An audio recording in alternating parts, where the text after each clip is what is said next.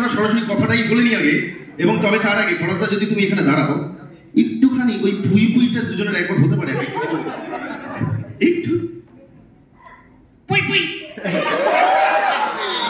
Outstanding Rukmini, এইখানে দাঁড়িয়ে পড়ি। Rukmini, how was it being a part of board?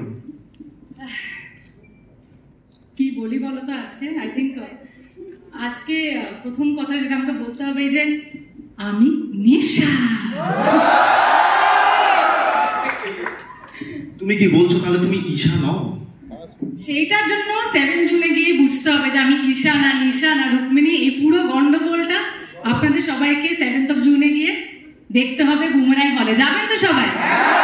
আচ্ছা, প্রথমে প্রচুর কথা হলো আমরা জানি, এবার বলো ট্রেলার কেমন লাগলো সবাই?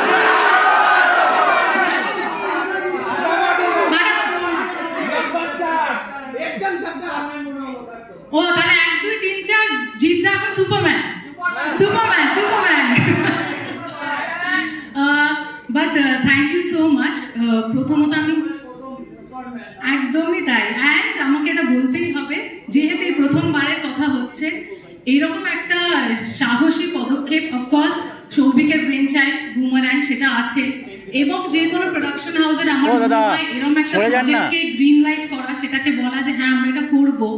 And most definitely it is a very risky venture because সাধারণত কাউকে রোবট যদি বলি এগুলো প্রচন্ড ভাবে হলিউডের দিকে বেশি মানে চলে, আমরা বেশিরভাগ দেখেছি। কিন্তু বাংলা ছবিতে এরকম ভাবে প্রথমবার, এবং এরকম একটা ক্যানভাসে আমার এখনো মনে আছে আমি যতবার সেটে ঢুকেছি আমি এক একটা রোজ নতুন করে সেট দেখতাম এবং বিশাল বড় বড় সেট দেখতাম।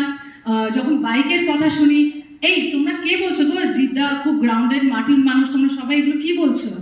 মানুষের তো সারাক্ষণ উড়ছে, কি হচ্ছে বলছে যে আমি উড়বো, এমন উড়বো সুপার বাইকে করে উড়বো, কেউ আমাকে ছুটেই পারবে না, এত ওপরে উঠছে। আর সেটাই থাকুন। Please please Jeet sir, you must always keep flying very very very high.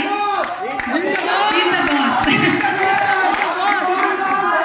But অবশ্যই everybody, Souvik, Gopal sir, Ahmed, Jeet sir, everybody thank you so much. বুমারাংয়ের মতো ছবি শুধু আমাকেই না দর্শককে দেওয়ার জন্য।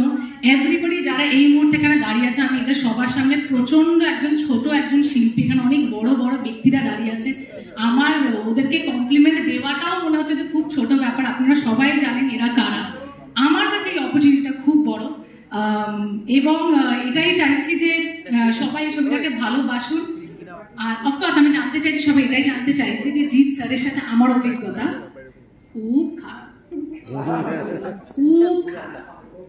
সারাক্ষণ বলতো এটা খাও, সারাক্ষণ বলতো না না ঠিক আছে কাজ করো, না না ঠিক আছে।